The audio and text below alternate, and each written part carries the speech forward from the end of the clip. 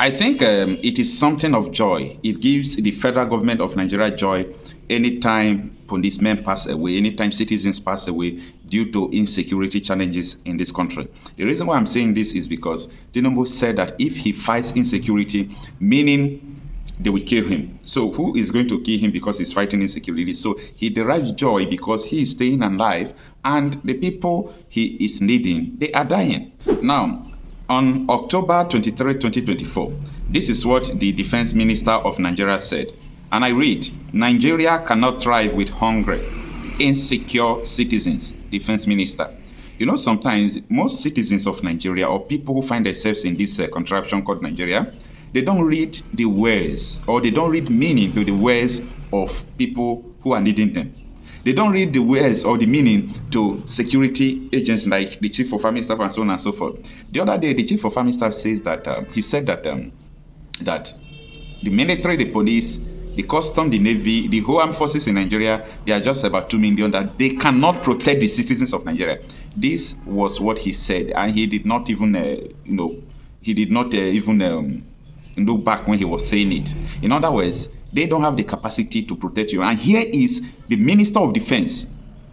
Remember that the former Zamfara governor, that is Matawande, he is the Minister of Defense state. That is the junior minister. This one is the Minister of Defense, number one minister in Nigeria. He's saying that Nigeria can no longer go forward with hungry citizens, hungry and insecure citizens. And people are yet to understand what this man is saying. And after saying it on October 23, the same day, what happened? Bandits attacked police base in Katsina, killed 6 security operatives. And in the same day, this is just what you saw on the news.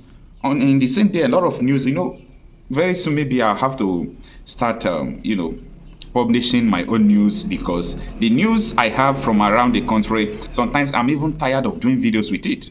Because every day, kidnapping, this one from around the nation. And the reason why I am focusing on all these insecurity challenges is because I don't see it in mainstream media.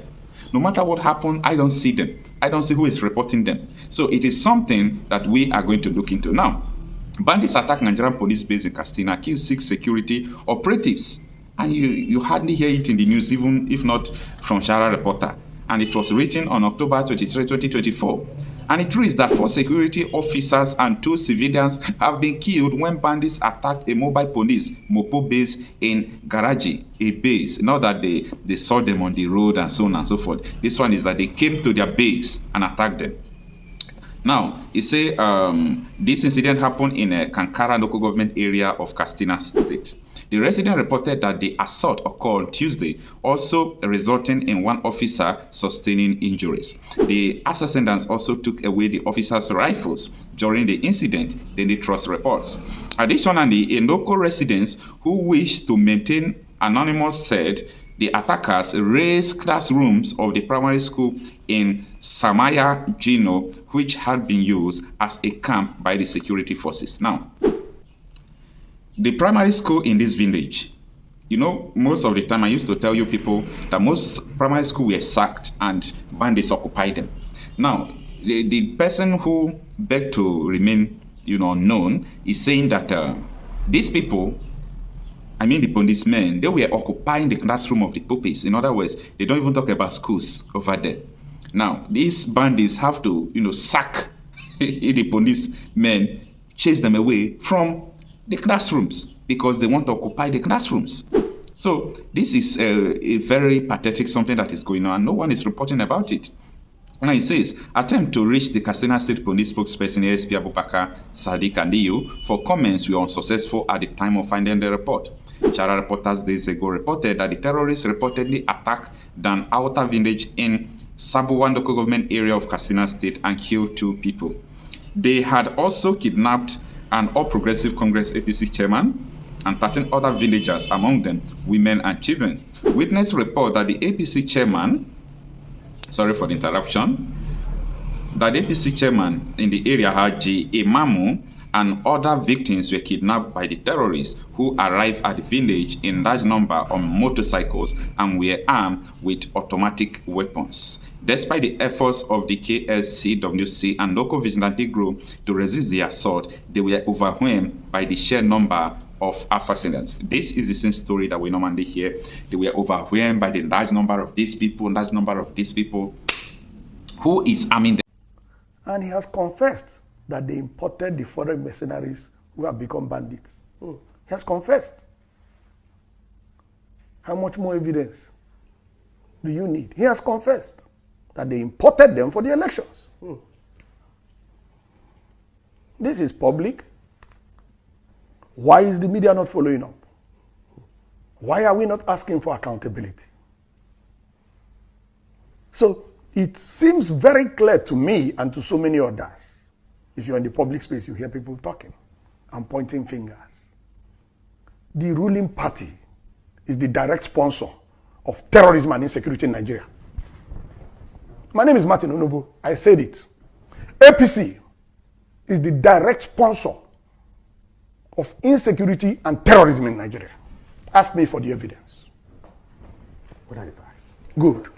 I just gave you confession of Kawu Baraje. Okay. That's number one. Number two, Miyetti Allah made a public statement that if you want peace in your state, don't call any meeting. Provide land for Fulanis in your state. Public statement. Miyetti Allah. Miyetti Allah is a collaborator with the ruling party.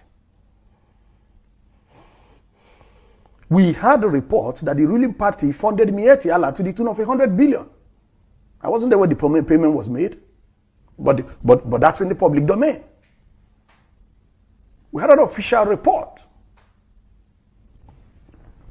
that the government of Nigeria was going to establish a radio station in collaboration with Miyetti Allah, where Fufude, the Fulani tribal dialect, will be the language of communication. Now, interestingly, you asked me for facts. We have it on the authority of the Ondo state government that the PRO of Miyetti Allah in Ondo state led the criminal suspect gang that killed Biafra Sharanti's daughter. That is on the authority of the Ondo state government. And they have been arrested. And the leader of the gang is the PRO of Miyetti Allah in Ondo state. We have it on the authority of the Nigerian police that a headsman was arrested with a military rifle in Plateau State. I have the number of the rifle. I can send it to you by SMS. I just need to check my records. I have the rifle number. We have it on the authority of retired Colonel Nnamdi that the Fulani headsmen repelled in Okocha were using Nigerian army rifles from the barracks in that vicinity, and that the soldiers came to collect the rifles back. Now, who is the commander-in-chief of the Nigerian Armed Forces? Who should be responsible for the activities of these armed forces? We have it on the authority of General Danjuma. Danjuma has commanded these forces. We have it on the authority of General Danjuma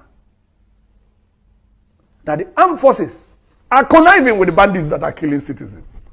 How much more evidence do you want? How much more evidence? We have hard physical evidence. We have testimonies from relevant authorities.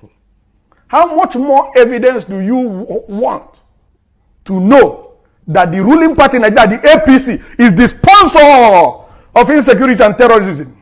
How much more evidence? I don't need any more evidence. I am 1000% convinced, and nobody has contrary evidence. The APC, the ruling party in Nigeria, is the direct sponsor of terrorism and insecurity in Nigeria. That is damning. For the fact that the Nigerian government sponsored terrorism has finally been institutionalized under this Buhari's regime. I forgot one point. The trial in Dubai. The trial in Dubai, where some Nigerians were convicted for terrorism financing in Nigeria. The published report said that they were traced to people high up in government. So how much more evidence do we need? All the evidence is out there.